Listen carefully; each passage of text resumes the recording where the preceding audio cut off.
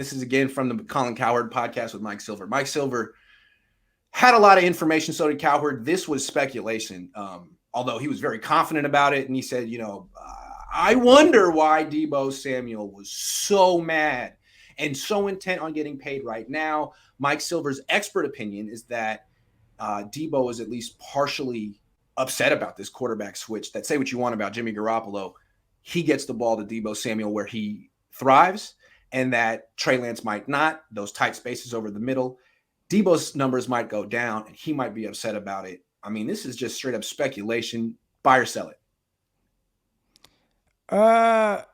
Deebo, I'm buying it because Deebo, he went to South Carolina.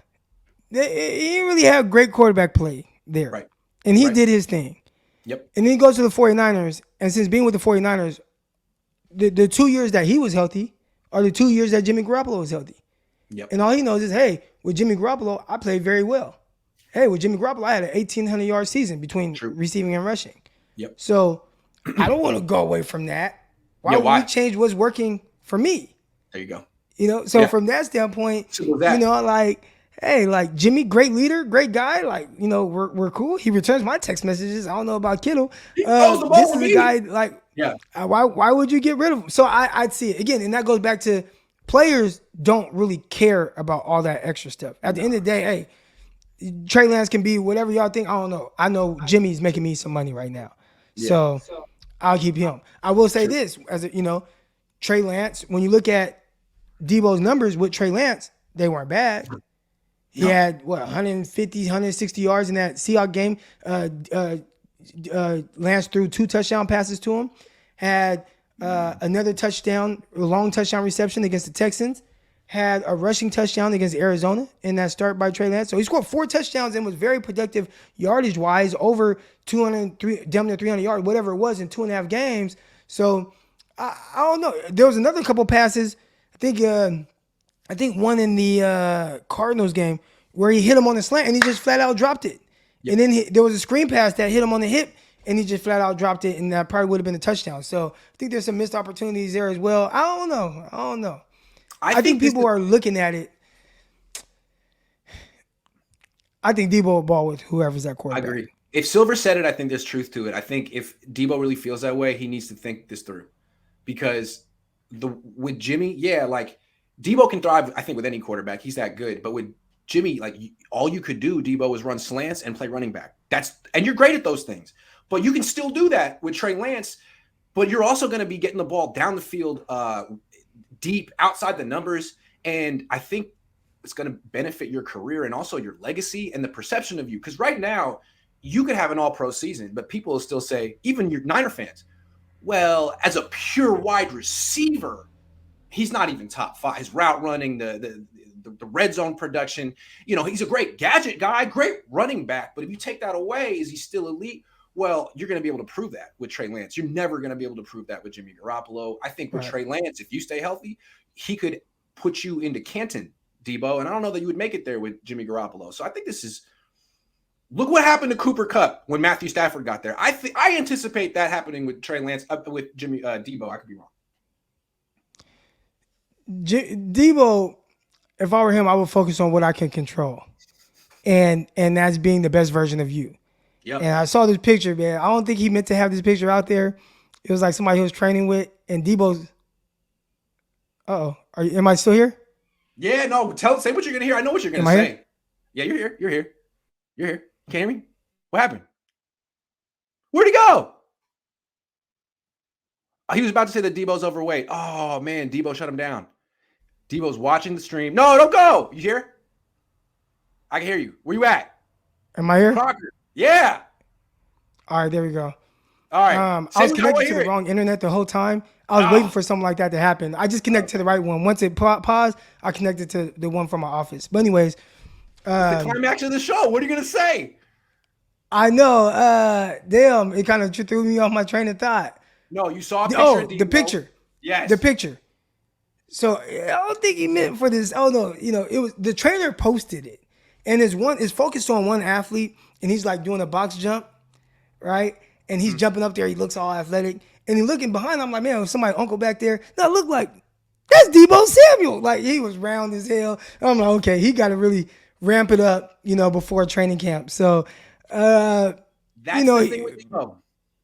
be the best version of you, Deebo Samuel. That's what I would. And if you do that, you're gonna have a great year. I want to say something, and this is unconfirmed.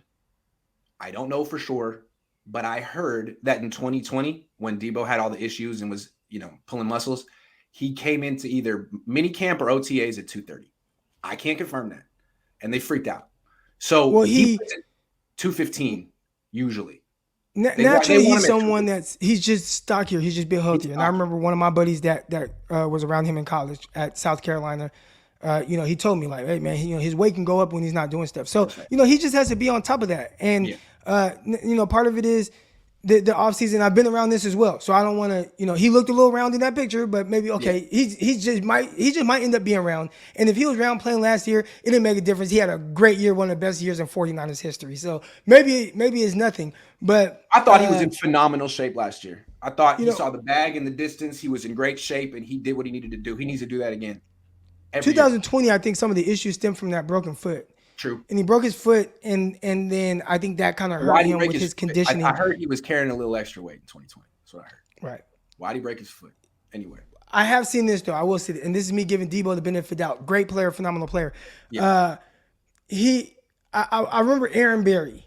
All right, I was on the Jets. Aaron Berry was on the Jets. He was a cornerback, and he was kind of round during OTAs and stuff. And I'm like, damn, these dudes kind of round. Then he comes to training camp and he got 8-pack. He's ripped up, right? So maybe Deebo might do something like that where, all right, I'm just relaxing. I got to heal my body. I took a punishment. I was limping at the end of the damn Packers game. I mean, they're giving me the ball, and he's fighting through it. He did everything he could to get through that season. He still was balling against the Rams, all that, right? And offseason comes, and I got to give my body a chance to recover. So I'm just gonna chill. And when he chills, his weight goes up, and maybe by the time training camp starts, he's back in shape, and there are no issues. What I heard though was he came in overweight in 2020, and the Niners were so concerned about it, and so they basically blamed him and felt like, dude, you're unprofessional.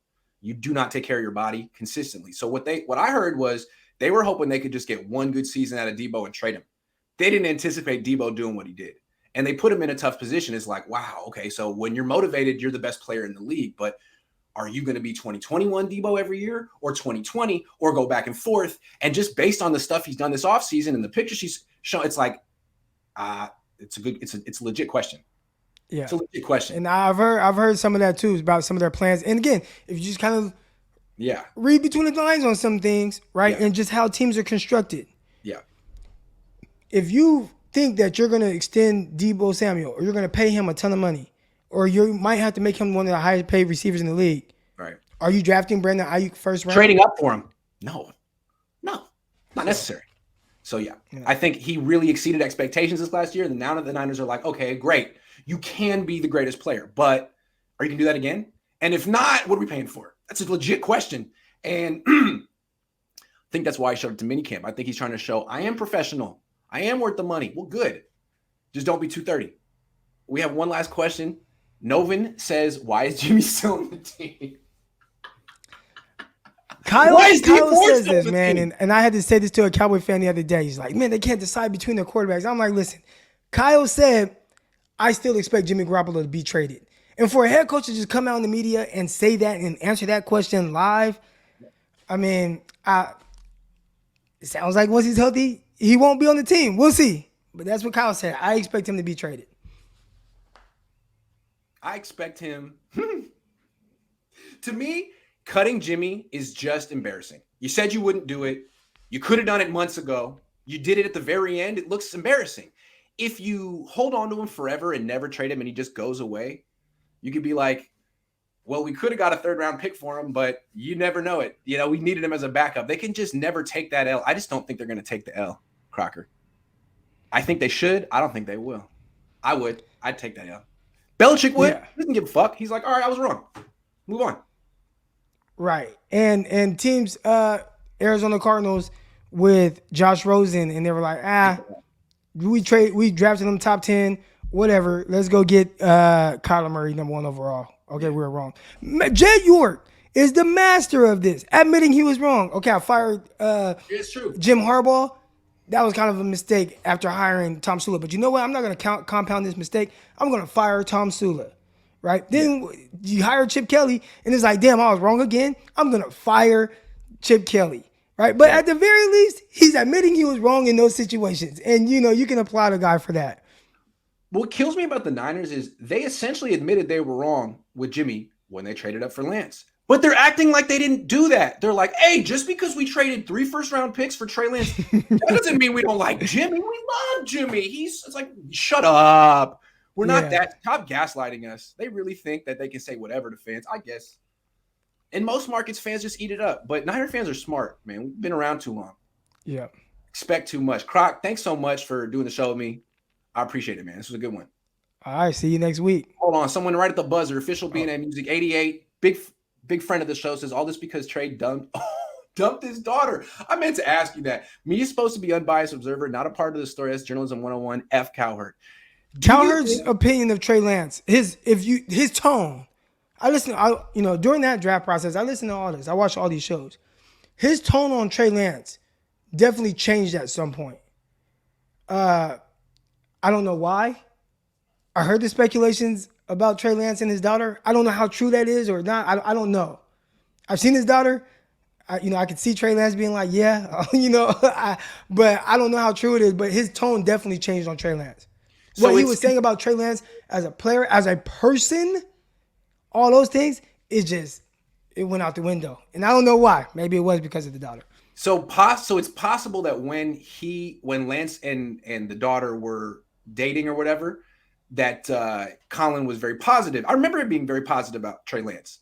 And then once they stopped dating or whatever, that's when Cowherd's tone took a 180. It's possible.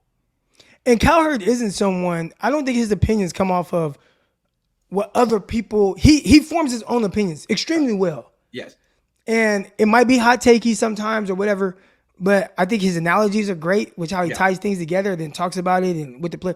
Like typically he's really good with that. So even if he hears certain things, I usually, you hear him spin things in a different way to where it's like, oh, okay, that makes sense why this is being said or the way it is. But he's going in a totally different direction with Trey Lance, that's for sure. Look, if this is true that he was dating Colin Cowherd's daughter, and that's why Colin was initially positive about him, and then they broke up, and now he's like got an axe to grind. First of all, I can sort of relate. I don't have a daughter, but I could understand feeling that way. But also at the set, you got to compartmentalize that, Colin. Come on, man. You got a huge platform. You can't hold it. What do you think they were going to get married? You got to be prepared for this, Colin.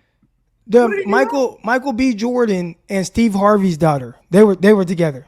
Right. And when they broke up, Steve Harvey was like, listen, I don't got nothing bad. Like, he didn't hit my daughter. He didn't abuse her, anything like that. It just didn't work out. Like, I have no hard feelings. And you would like guys to go more about it that way than to try to even the score, I guess. I would like to see someone ask Colin Cowherd the question because he needs to address it. You have an axe to grind against Trey Lance. Why? The coach says we all know why, bro. Play a Trey. Trey Lance was a great kid until he wasn't. Do not cross big members of the media, man. They will be out to get you the rest of their lives. I don't know what LeBron James ever did to Skip Bayless, but Skip won't leave him alone ever. I bet Jimmy's wondering what he ever did to me. Nothing, Jimmy. You're a great guy. Sorry, it's not personal. The Ramelia Sports Report says the Yorks, Kyle John can't get right. No, Rams. We're not. Is that a Rams thing? Yeah, we're not going to do that. The Rams lost 6 straight times to the 49ers, and they win one big game. Mattered most. I get it. Now all of a sudden the 49ers can't get it right. A team that has been to 2 NFC Championship games and a Super Bowl twice in the last 3 years, but they can't get right. Come on, man. We're not going to do that. We're not going to do that. The Rams guy's cool. He's been on like a nonstop champagne bender since February, man. It's a very big win for the Rams. I respect it. Enjoy yourself. Yeah. Because you're probably going to lose to the Niners at some point this year. Probably. Yeah. Anyway. Twice.